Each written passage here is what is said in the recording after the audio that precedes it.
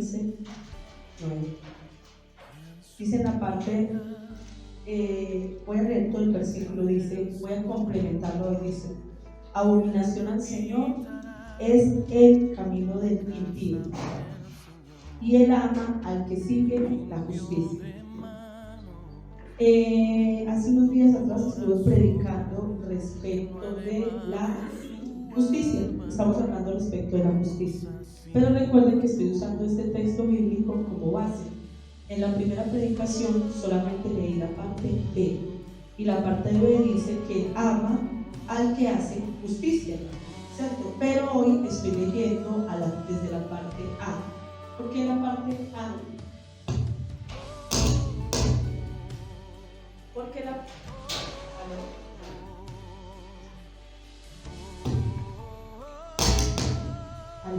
Sí.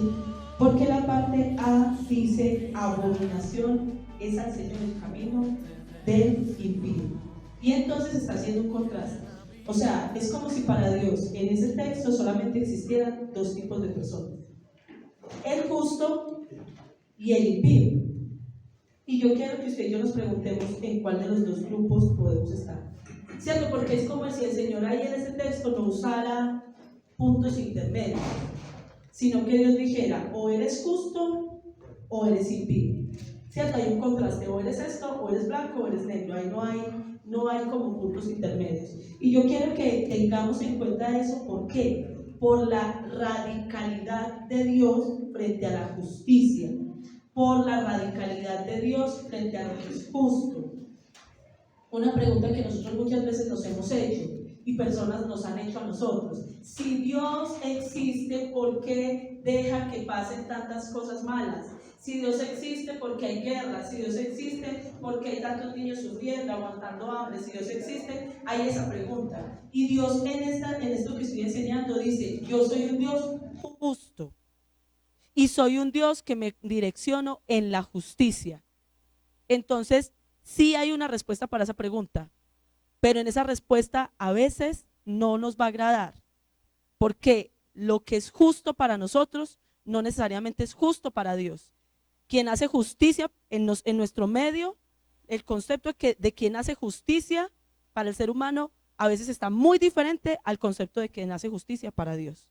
Entonces nosotros tenemos que tener en cuenta eso, ¿listo? Entonces yo quiero que no olvidemos, la idea es que este versículo nos lo aprendamos, Proverbios 15:9, ¿cierto? Pero hoy estoy agregando algo: Él abomina a los impíos, el camino de los impíos, pero Él ama al que sigue la justicia. Entonces, teniendo en cuenta eso, yo quiero ahora que volvamos a Isaías, que es el libro donde estamos en este momento observando un poquito esta parte de la justicia.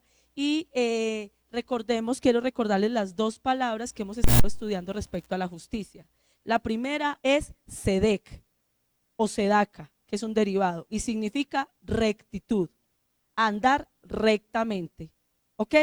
¿De acuerdo a qué? A las normas de Dios, no recto de acuerdo a mi concepto, sino recto de acuerdo a lo que Dios establece. Y la palabra Mishpat, que significa derechos de las personas, aprender a vivir o a respetar los derechos de las personas. Yo espero que me respeten mis derechos, pero yo necesito aprender a respetar los derechos de las personas. Y entonces por esa razón la SEDEC es tan importante. Tenemos que conocer esos derechos para poder respetar esos derechos, ¿ok? Ahora, en la predicación anterior yo estuve hablando acerca de que el pueblo de Dios no conoce a Dios. ¿Por qué no lo conoce? Porque si fueran hijos de Dios actuarían justamente, o sea, tendrían el mismo carácter justo de Dios, pero en muchas ocasiones no estamos teniendo el carácter justo de Dios. Y debido a eso, Dios hace un llamado de atención y dice: aprendan la justicia, aprendan a vivir rectamente. Pero como el pueblo no quiere aprender a vivir rectamente, Dios dice: yo tengo un método para enseñarles a vivir rectamente.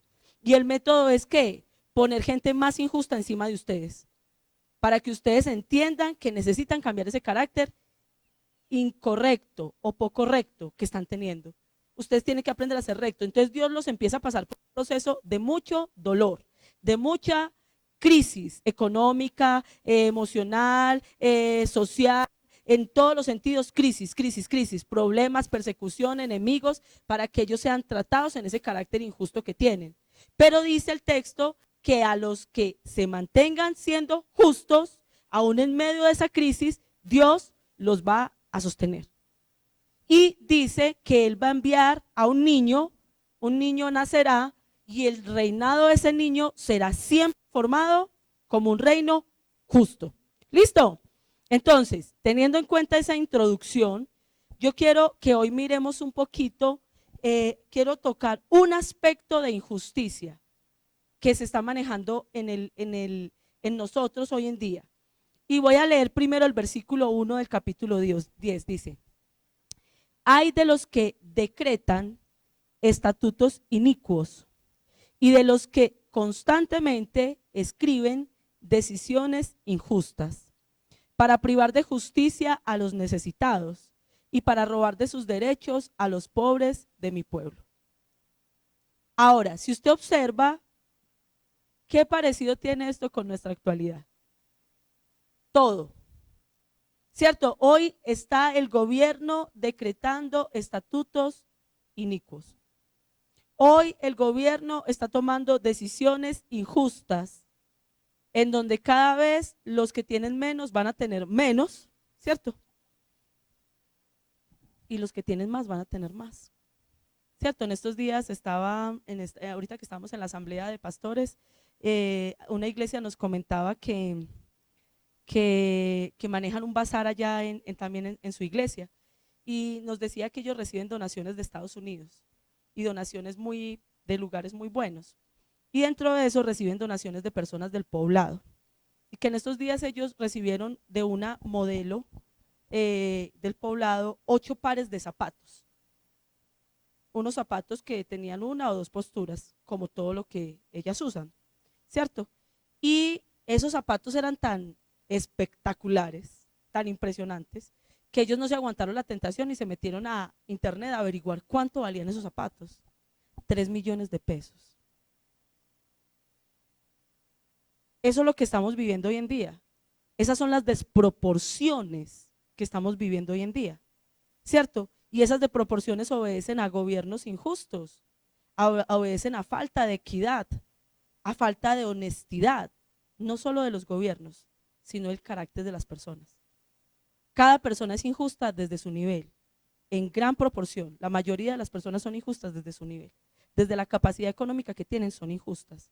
No son rectas, no son honestas, no son justas. Entonces Dios está cargado con eso y dice: mire, yo estoy hasta acá de que ustedes estén declarando derechos o haciendo decretos injustos, levantando normas injustas, levantando normas que a mí no me agradan, que a mí no me gustan.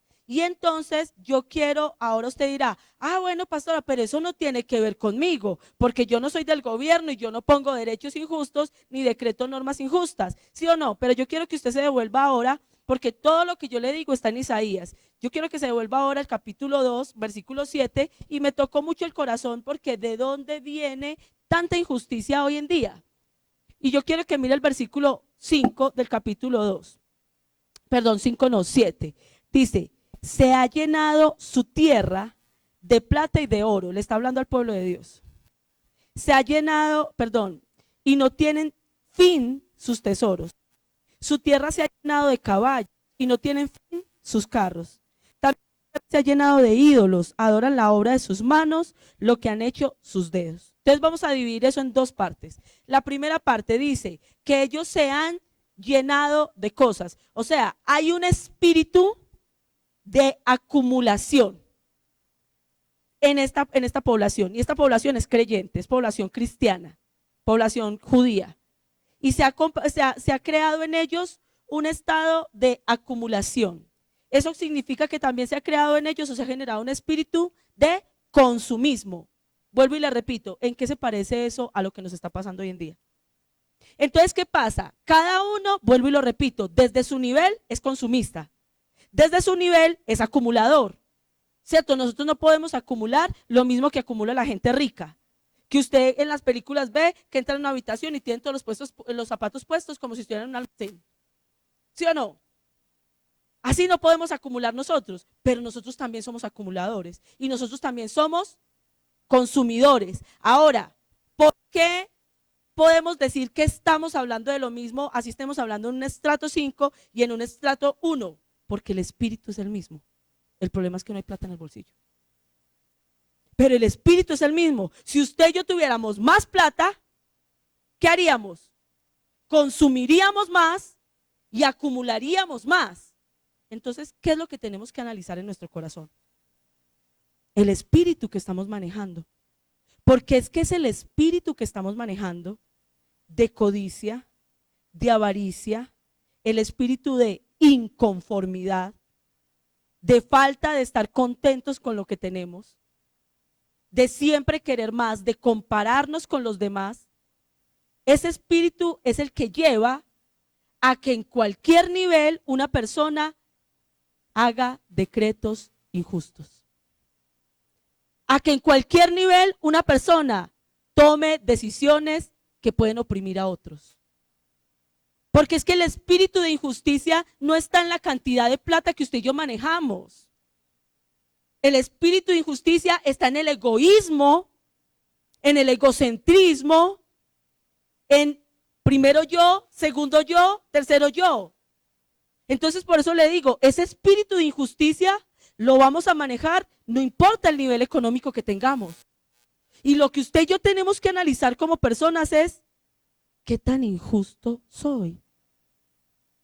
Porque, ¿qué pasa? Entonces, usted en ese proceso de tener ese espíritu de avaricia, usted y yo de tener ese espíritu de acumular, ese espíritu de consumismo, de tener esa búsqueda de siempre querer tener más a nivel económico o a nivel material, entonces dice ahí en el versículo 8, también su tierra se ha llenado de ídolos, adoran la obra de sus manos. Y yo quiero que usted piense por un momento, usted no adora la obra de sus manos. Claro, porque estas manitos que hacen son las que le dan a usted la platica que se gana. Son lo que le dan a usted la ganancia. Estas manitos son las que le ayudan a usted a producir para usted poder consumir y para poder acumular. Entonces, si usted se pone a mirar que si su espíritu sí es el de conseguir, pues usted va a adorar todo lo que estas manos le produzcan. Por ende va a adorar a estas manos. Usted va a decir, es que mire, yo hago esto, yo hago aquello, y no, si tengo que hacer más, no importa. O sea, soy esclavo de mi labor, soy esclavo de mi trabajo, soy esclavo de lo que me produce. Hoy en día, desafortunadamente, la gente no trabaja por amor, la gente no trabaja por vocación, la gente no trabaja por ayudar a otros, no, la gente trabaja por adquirir, por conseguir.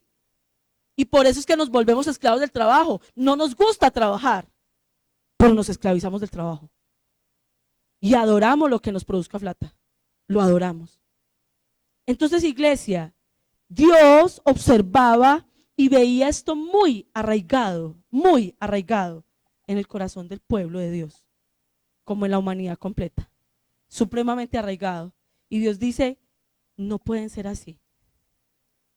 Ustedes tienen que abandonar ese espíritu de avaricia. Ustedes tienen que abandonar ese espíritu de acumular, ese espíritu de comprar. Mire, iglesia, yo quiero realmente hacerles esa propuesta. Yo quiero invitarles a que nos hagamos esa propuesta.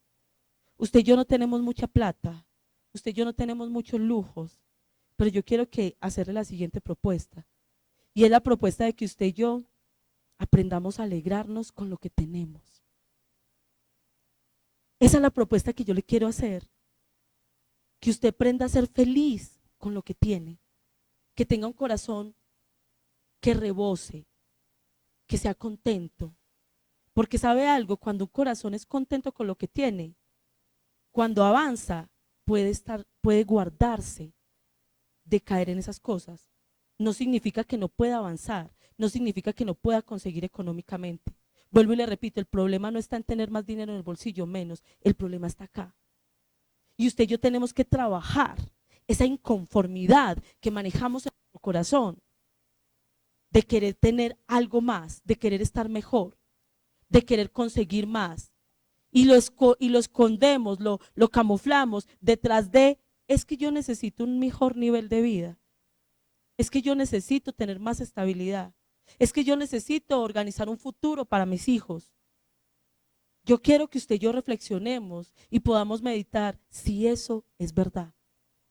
Deja que el Espíritu revele las intenciones de tu corazón y deja que el Señor te muestre si es verdad. Porque si el Señor te está llamando y te está diciendo, es que yo no te estoy bendiciendo y dándote abundancia para ti, sino para que bendigas a otras personas, para que ayudes a gente que está necesitada. Para esto, si usted no tiene el espíritu correcto, usted entre más plata consiga, usted más tacaño va a ser, más va para usted. Si usted no tiene el espíritu correcto. Entonces, eso es lo primero que el Señor, o es algo que yo quiero hoy que enfoquemos y enfaticemos. ¿Por qué? Vamos a ir un momentico a Isaías capítulo 5, versículo 13. Y antes de que lo leamos, vamos a observar esto. Debido a que Dios sí conocía, escúcheme bien, iglesia. Debido a que Dios sí conocía el espíritu falto de rectitud que había en cada persona, debido a que Dios sí conocía que si no compraban más no era porque no quisieran, sino porque no tenían, que si no oprimían más a otros no era porque no pudieran, no quisieran, sino porque no podían. Como Dios conocía el espíritu de injusticia que se movía en cada corazón, Dios, como les expliqué ahora al principio, empezó a enviar enemigos y enemigos y enemigos que los atacaran. Pero dice el versículo 13, por eso va cautivo mi pueblo, por falta de discernimiento. Y me impactó mucho eso, porque una de las cosas que también trabaja Isaías es que el pueblo perece porque le falta conocimiento. Y yo les decía a ustedes, no conocen a Dios. Sí, no conocemos a Dios. No conocemos que Dios no se agrada de lo injusto. Y que cuando Él ya se agote, Él va a tratar la injusticia de cada persona. No lo conocemos. Nos falta discernimiento, y como nos falta discernimiento, muchas veces viene la cautividad, muchas veces viene la persecución, muchas veces vienen los problemas, muchas veces viene la crisis económica, y usted lo que hace es enojarse con Dios, y usted lo que hace es no entender a mí por qué me está pasando esto, en vez de discernir. Y Dios está diciendo, mi pueblo está yendo a cautividad porque no disciernen que son injustos, y todo lo que el hombre siembre, iglesia, eso segará. Si usted y yo tenemos un espíritu injusto, así disfracemos eso de bondad, todo lo que el hombre siembre, eso también segará. Y necesitamos que la iglesia tenga discernimiento de entender qué estoy haciendo mal, en qué estoy obrando injustamente, en qué estoy actuando incorrectamente. Yo tengo que tener esa capacidad. Mire, a mí me impactó mucho porque nosotros estuvimos en la asamblea de pastores y ¿sabe cuál era el tema de esta semana en las enseñanzas allá? Integridad. Y a mí me impactó porque yo dije, wow, es de lo mismo que yo estoy hablando. Integridad. Pero ¿sabe qué decía la pastora que estaba enseñando? Ella decía, mire, usted tiene que observar que la integridad significa tener una sola cara. Eso era lo que decía esta pastora, decía, integridad significa tener una sola cara. Exactamente como usted es aquí, es en su casa. Exactamente como usted es aquí, es en su trabajo. Así con la carita de ángel que pone aquí es igualito. Y entonces ella nos ponía a pensar y a mí me pareció muy interesante porque ella decía, usted tiene que tener la misma forma de tratar a todo el mundo. Así como trata a su hermano en la iglesia o a su pastor, usted debe tratar a su trabajador. Tiene que tener la misma forma de tratar a las personas. Y entonces ella decía eso y yo recuerdo que salimos, yo todos los días oraba, Señor, por favor, ayúdame, Señor, por favor, ayúdame. Porque realmente somos poco íntegros en la forma en que nos comportamos, somos poco justos, rectos. Y entonces yo le decía al Señor todos los días, ayúdame. Y cuando íbamos en el aeropuerto para venirnos para acá, una señora casi me hace caer al piso por estar hablando con el celular, ¡pum! Me atravesó la maleta y casi, yo, ¿pero qué hay pues? Y ahí mismo yo pensé yo, ¿sí? Así somos, reaccionamos así. Y yo en ese momento no le dije nada, yo lo pensé dentro de mí. Pero cuando casi tumba a Juan Carlos, pero pues, permiso pues. Ella no me alcanzó a escuchar. Pero miren, nosotros tenemos que entender que Dios está diciendo, muchas veces mi pueblo es llevado cautivo porque no tiene discernimiento. Y no tiene discernimiento de que está teniendo un carácter injusto y están simplemente cosechando las cosas que están sembrando. Entonces en el versículo 16 dice la razón. Y esta es la razón por la que Dios está diciendo, mi pueblo tiene que ser justo. ¿Por qué? Dice el versículo 16 del capítulo 5. Pero el Señor de los ejércitos será exaltado por su juicio y el Dios santo se mostrará santo por su justicia. Es que lo que demuestra que Dios es santo es que es justo. Es decir, lo que está diciendo esto es que una persona santa se tiene que reflejar ¿en qué? En un carácter justo. Dios pide de la iglesia santidad. Y a veces hemos creído que santidad es la persona que está orando muchas horas, que está ayunando 3, 4, 5 días. Esa persona como es de santa. Usted sí la ha visto como ora, usted sí la ha visto como adora. Uy, qué santidad. Y el Señor dice, no, la santidad no se refleja en eso. La santidad se refleja en la rectitud. La santidad se refleja en el comportamiento. La santidad se refleja en la forma en que hacemos las cosas. En la forma en que actuamos, en la forma en que nos comportamos, en la forma en que somos honestos, en que somos transparentes, en que no mentimos, en que no somos opresores.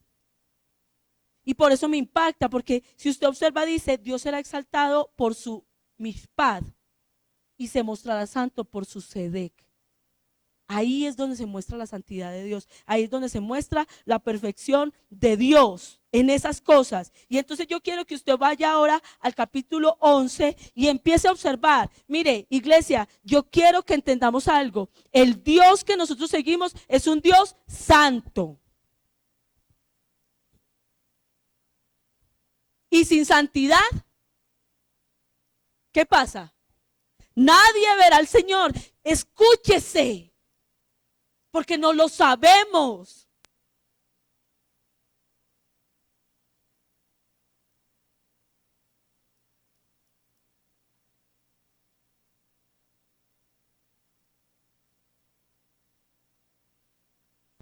¿Y cuál es el cambio que vamos a hacer? Sin justicia, nadie verá a Dios.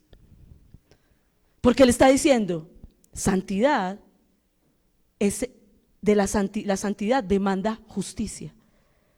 Si usted quiere decir que es santo, usted tiene que decir que es justo. Y por esa razón, sin justicia, nadie verá al Señor.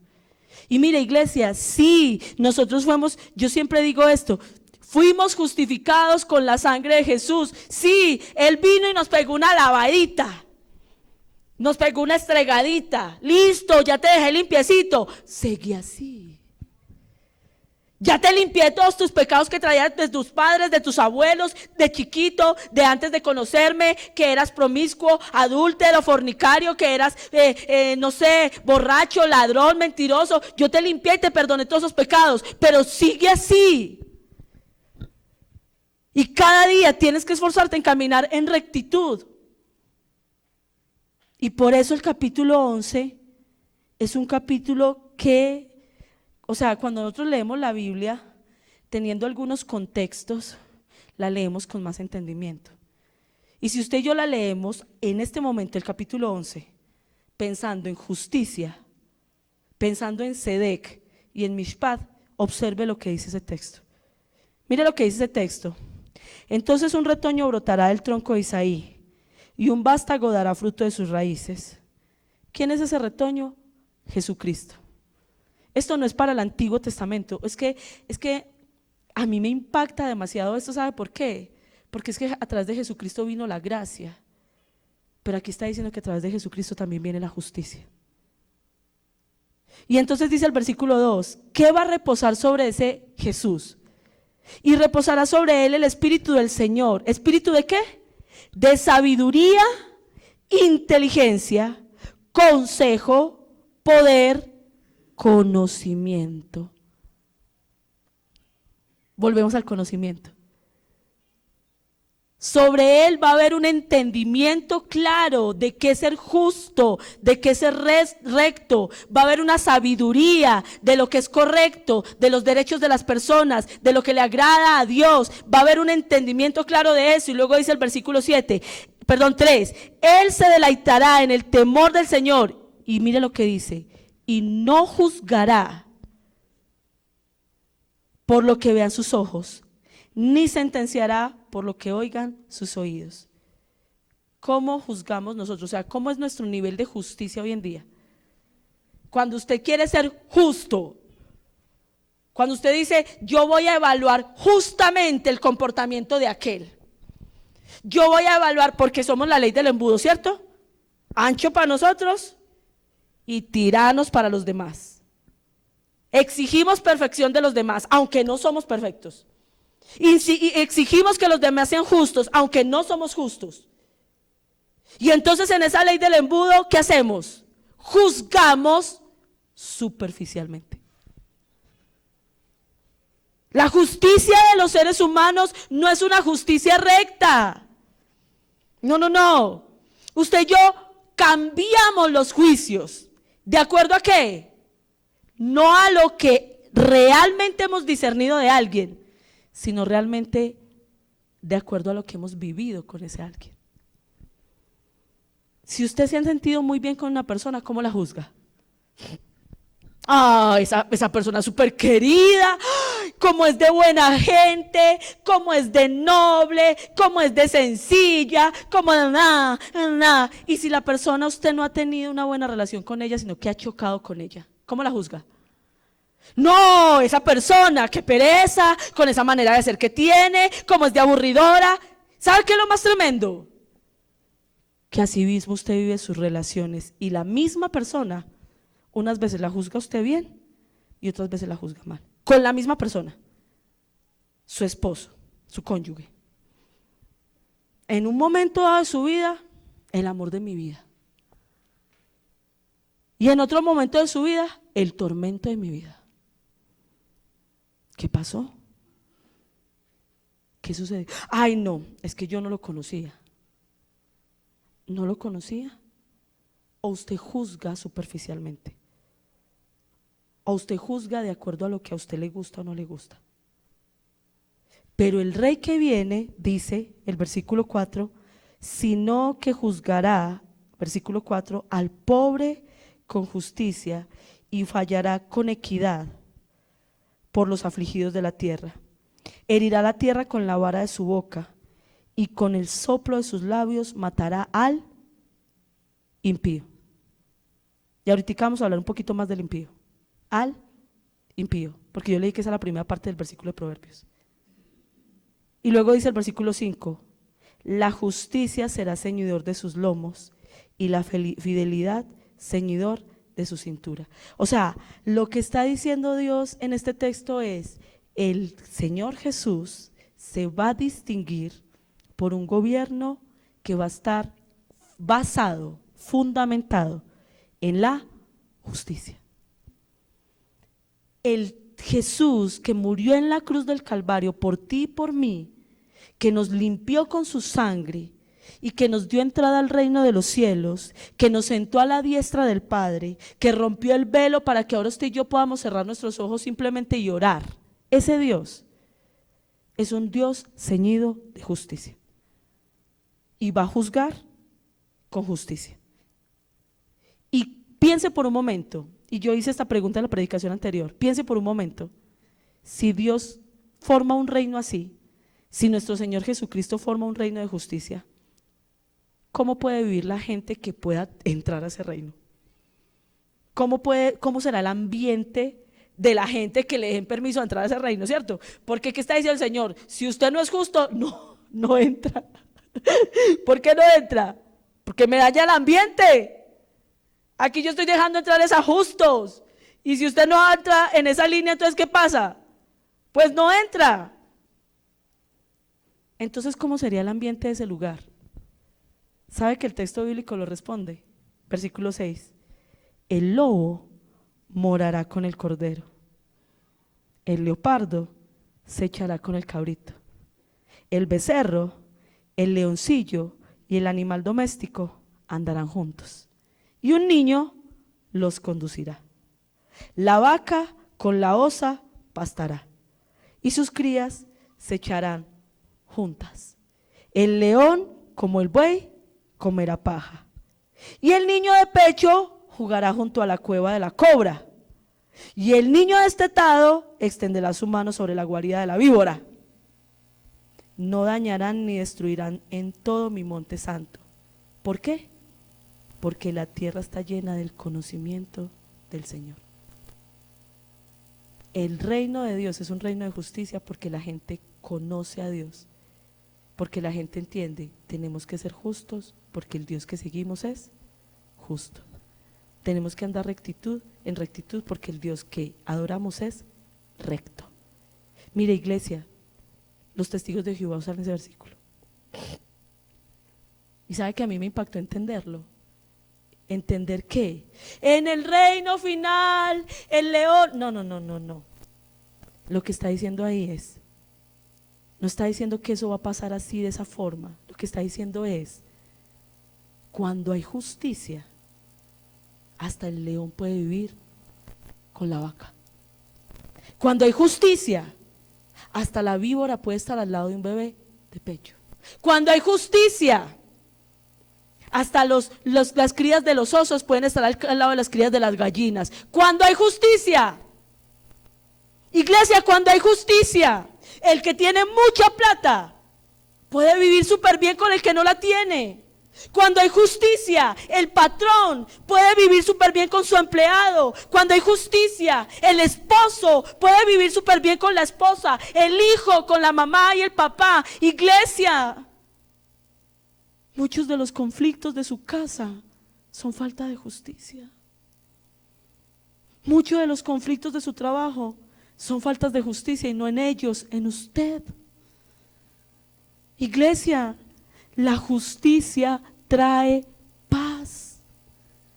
Alguna vez mi esposo le decía a un testigo de Jehová: mire, Satanás gobernará el mundo, pero de esas puertas para acá, aquí gobierna Dios.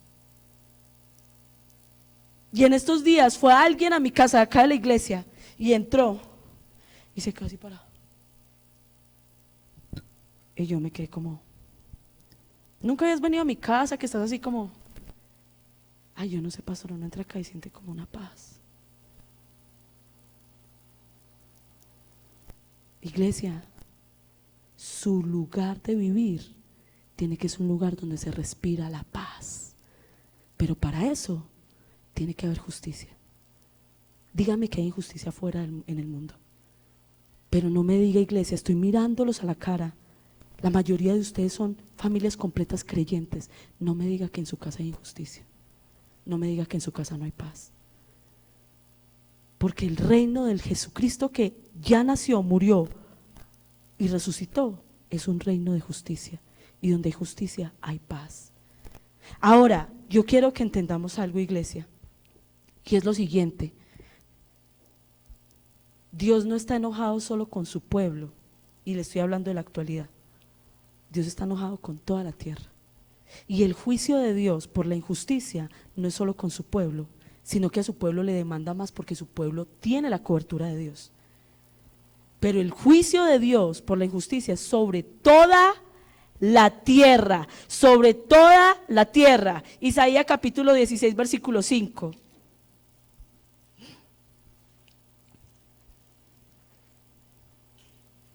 Perdón, 22:11, ese no lo voy a leer.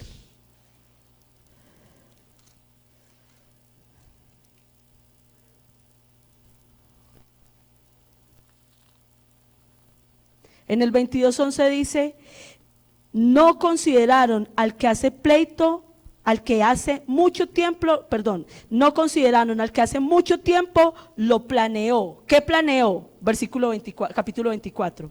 Miren, el Señor arrasa la tierra, la devasta, trastorna su superficie, dispersa a sus habitantes. Versículo 5, también la tierra es profanada por sus habitantes, porque traspasaron las leyes, violaron los estatutos, que quebrantaron el pacto eterno. Por eso una maldición devora la tierra y son tenidos por culpables los que habitan en ella. Por eso son consumidos los habitantes de la tierra y pocos hombres quedan en ella. El enojo de Dios por la injusticia es con toda la tierra. Y dice el texto que les leí en el 22, no tienen en cuenta al que planeó. Hoy estamos viendo caos, hoy estamos viendo crisis económica. Y mire, usted podrá decir, en Colombia todo está muy caro, en todo el mundo todo está muy caro. Todo el mundo, todo está muy caro. Me impactaba mucho la pastora que estuvo predicando porque el esposo es un americano. Y él tiene 80 años. Obviamente ya se jubiló. Está viviendo en Colombia con ella. Y le preguntaron, ¿por qué estás viviendo en Colombia? Ya te jubilaste, ¿por qué no vuelves a tu país? Y él dijo, es que con lo que yo me jubilé, yo no alcanzo a vivir en mi país. Para yo poder vivir tranquilo, con eso que me jubilé, tengo que vivir en Colombia. Todo está muy caro. Todo está muy complicado. Hay escasez y hay excesos de precios y hay carestía en todo el mundo. Hay guerras en todo el mundo, hay enfermedades graves en todo el mundo, hay disfuncionalidad familiar en todo el mundo, hay crisis, hay suicidios, hay un montón de enfermedad mental en este momento en todo el mundo. Hay guerra en todo el mundo. En este momento se están viendo todas las cosas de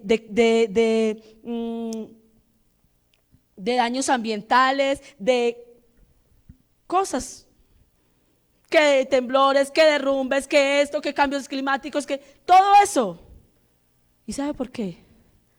Porque Dios está diciendo, yo estoy hasta aquí de la injusticia del mundo. ¿Por qué le pasan cosas malas a la gente buena? Dios está hasta aquí de la injusticia del mundo. Y para medir al que es justo, eso es una cosa demasiado pequeñita. Hay demasiada poca gente justa. Y Dios está haciendo guerra y guerra y guerra y guerra por eso. Y me impacta como dice el capítulo 25, versículo 1. Oh Señor, tú eres mi Dios, te ensalzaré, daré alabanzas a tu nombre, porque has hecho maravillas, designios concebidos desde tiempos antiguos, con toda fidelidad. Y escuche lo que dice, porque has convertido la ciudad en un montón de escombros, la ciudad fortificada en una ruina. El palacio de extranjeros ya no es una ciudad y nunca será reedificada. Te alabo, Señor, porque estás acabando con todo. ¡Wow! ¿Y sabe por qué Isaías está alabando a Dios porque está acabando con todo? Porque está diciendo, porque estás haciendo justicia. Te alabo, Señor, porque estás haciendo justicia. Te alabo, Señor, porque estás reprendiendo a la humanidad injusta. Iglesia,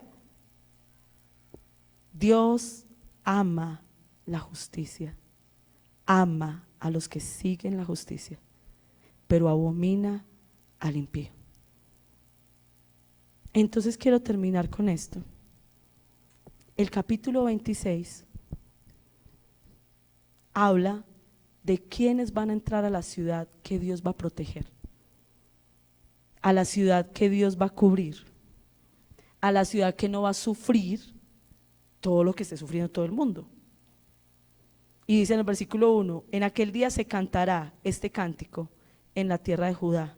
Ciudad fuerte tenemos para protección, Él pone murallas y baluartes. Abran las puertas para que puedan entrar. ¿Quiénes? Iglesia. Dios va, mire, vuelvo y repito lo mismo de la predicación pasada. Ahora estoy diciendo, Dios va, antes dije, Dios va a proveer a los justos en medio de un mundo de caos. Ahora le voy a decir, Dios va a proteger a los justos en medio de todo lo que se esté moviendo a su alrededor. Va a poner cobertura, va a poner vallado. Ahora pregúntese, aparte de lo que hemos estado diciendo, ¿qué será ser justo? Aparte de que hemos dicho que es una persona recta, de que es una persona que respeta los derechos de las demás personas. ¿Qué será ser una persona justa? Y lo dice en el texto bíblico, la que permanece fiel. Y da una primera característica, la que permanece fiel, pero yo se la voy a cambiar ahí, la que es confiable, la que no vende los principios apenas se le ofrece algo mejor, la que es confiable, la que va a obedecer a Dios pase lo que pase, la que es verdadera, la que tiene una sola cara, la que no muestra una cara por aquí y otra cara por acá. Esa es la persona que va a permanecer en la ciudad santa. Esa es la persona fiel que Dios está buscando. Por eso es que es muy rico que digamos amén cuando decimos Dios va a proteger a los justos. Sí, está diciendo Dios te va a proteger si tú eres fiel. Dios te va a proteger si tú eres confiable. Dios te va a proteger si eres una persona que se mantiene firme y que no deja que las olas de cualquier cosa la tumben de su fidelidad a Dios. Dios va a proteger ese tipo de personas, pero luego dice en el versículo 3, al de firme propósito. Al de firme propósito. Yo no sé si usted lo observa, pero es la misma cosa, es lo mismo que dijo antes. A la persona que se sostiene, a la persona que se queda en el pensamiento de lo que Dios le manda y punto. A la persona que no vende sus principios. Al de firme propósito guardarás en perfecta paz. Pero luego dice en el versículo 4, a los que confían en el Señor para siempre. Piense por un momento, ¿por qué es necesario confiar en Dios para ser justo? Y eso nos lo decían también esta semana en Cartagena. Porque si yo no confío en Dios, cuando yo sea justo y a mi alrededor se mueva injusticia, yo voy a dudar. ¿Para qué soy justo? Si vea. Pero cuando usted confía en Dios y Dios le dice, sea justo que yo me encargo de usted, sea justo que yo lo proveo, sea justo que yo lo protejo, y usted confía en Dios, usted se mantiene en esa justicia. Es demasiado importante, iglesia, que usted confíe en Dios para ser una persona justa. Porque realmente lo único que tenemos como apoyo para ser justos en medio de una sociedad tan injusta es creer en Dios, es confiar en Él. Y entonces termina diciendo en el versículo 7, la senda del justo es rectitud. Tú, le dice a Dios, que eres recto, allana el sendero del justo. Y yo quiero que usted piense en una pregunta, y con esto quiero ir terminando. Lo que debería de decir ese texto no es, tú que eres recto, allana el camino del que está torcido, de la persona que está siendo injusta. Porque ese texto dice, tú que eres recto, allana, ayuda a que el camino del justo sea más fácil. Y le voy a responder con lo siguiente. Versículo 10. Aunque se le muestre piedad al impío, no aprende justicia. Y con eso es que quiero terminar. ¿Quién es el impío? ¿Sabe quién es una persona impía? Una persona que está tan afirmada en su conducta injusta que por más que le hablan, por más que le corrigen, por más que le enseñan, por más que le instruyen, no cambia su comportamiento. Dios a esa persona no le gasta tiempo. Mire, Dios sabe quiénes de los que están acá sentados escuchan, por un oído les entra y por el otro oído les sale y no prestan atención para practicar nada. Y Dios dice, es injusto, yo a ese no le gasto tiempo. ¿Por qué? Porque es como darle y no, no. Pero al que escucha, aunque tenga su camino torcido, pero tiene la disposición de ser justo, yo lo voy a estar allanando y allanando y allanando. Y eso a mí me impactó mucho. ¿Sabe por qué, iglesia?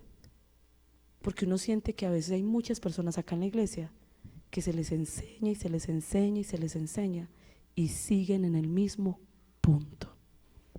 Me impacta eso. En el mismo punto de mentalidad, en el mismo punto de espiritualidad y en el mismo punto de caos, porque no se ve la bendición. Y me impacta porque cuando encontré este texto bíblico, ¿qué encontré?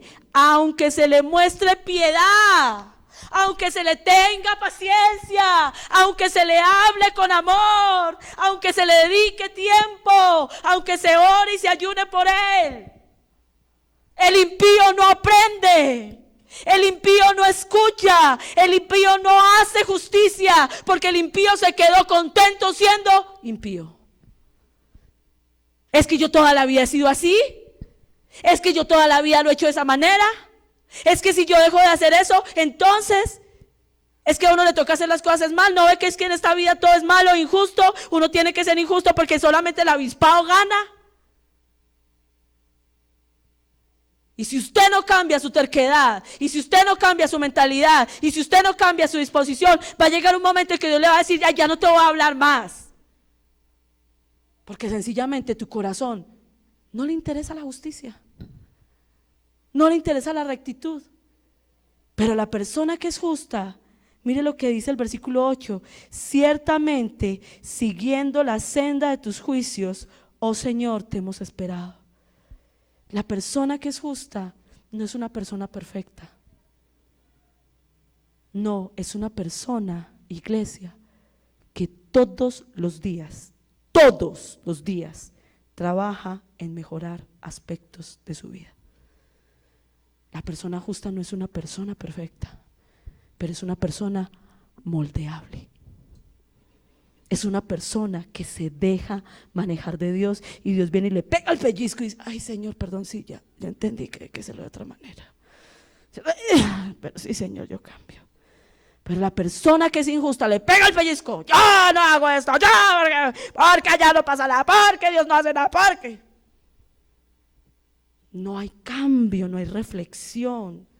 Solamente hay endurecimiento, endurecimiento y endurecimiento. Y puedes llevar mucho tiempo de conocer de Dios, pero si eso no cambia en tu corazón, no llegas a ninguna parte. Entonces yo quiero invitarte, iglesia, vamos a orar. Pero yo creería que más allá de orar, porque hoy estemos excelentes en la práctica de la justicia, yo quiero invitarle a que oremos porque tengamos un corazón que sea moldeable para ser justo, que sea dispuesto para ser justo, porque las personas que van a estar bajo la provisión y protección de Dios son los justos. Es lo que dice este texto. ¿Cuáles son los justos? Iglesia, recuerde, esa persona que aprende a decir sí a Dios. Te creo, te obedezco, te sigo, pese a lo que pase. Señor, te busco, y si tú me dices: hay que dejar esto, lo dejo. Hay que hacer esto, lo hago. Hay que pedir perdón en esto, lo pido. Padre Celestial, acá estamos, Señor, delante de tu presencia. Y Padre amado, reconocemos, Señor, que tú estás pidiendo de la iglesia, Dios, de tu pueblo, justicia, Señor, desde las cabezas, Dios, porque aún estás dolido con las cabezas que no han sido justas, Señor. Hasta la más pequeña persona, a la que parezca menos significativa, estás pidiendo justicia, Señor. Y Padre Celestial, hoy, Señor, reconocemos que justicia es santidad, Señor. Entendemos, oh Dios, que el carácter santo que tú estás demandando de nosotros es un carácter justo, Padre Celestial. Pero hoy queremos, Señor, decirte, Dios, perdónanos porque no hemos tenido el discernimiento para entender que quizás hay muchas cosas que nos están pasando porque no hemos tenido un carácter justo, Señor. Porque donde hay justicia hay paz. Tú has prometido que donde hay justicia hay paz. Y Padre Celestial, yo quiero hoy, dile al Señor, que tú me ayudes a comprender si yo tengo un carácter justo. Iglesia, yo quiero pedirle, empiece por su casa. Yo quiero pedirle, permita que el Espíritu le muestre en su casa qué falta de rectitud está teniendo usted. No siga justificando lo que usted hace con lo que hacen los demás, sino que usted papá, usted mamá, usted hijo, hija, piense, ¿usted está teniendo un carácter justo en su casa? ¿Usted está teniendo un carácter recto en su casa? Por favor, hoy váyase de este lugar diciendo, hoy voy a actuar justamente en mi casa. Hoy voy a actuar rectamente en mi casa. No tengas un corazón impío, un corazón que no se deja redarguir por la palabra. Por favor, ten un corazón justo. Iglesia, Dios quiere de verdad bendecir tu familia.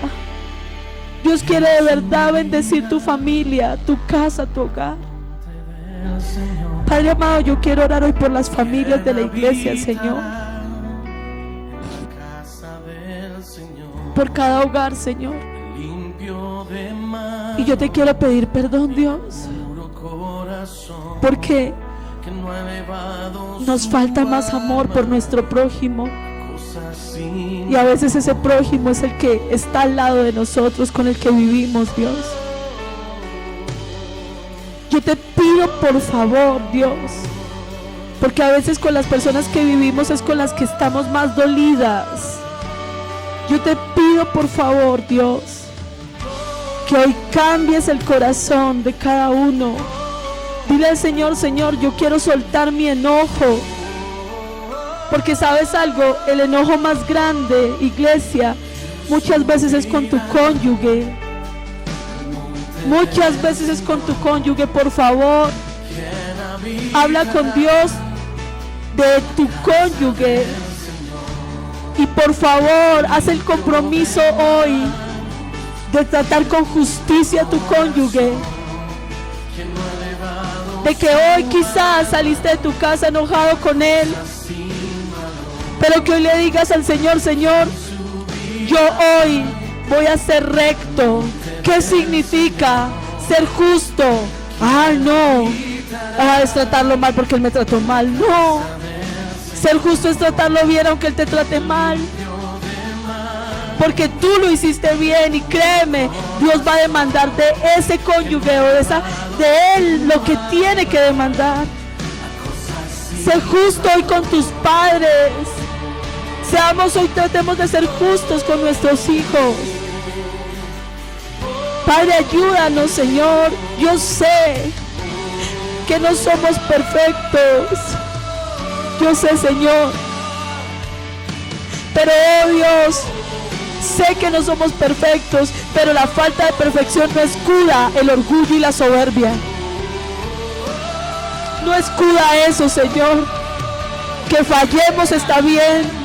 Que no queramos bajar la cabeza es otra cosa. Que no queramos pedir perdón es otra cosa. Que no queramos reconocer nuestros errores es otra cosa. Ayúdanos, Señor. Ayúdanos a ser justos aquí en la iglesia. A hacer con amor cada cosa que nos asignan. A ser justos en nuestra relación contigo. En nuestra área financiera.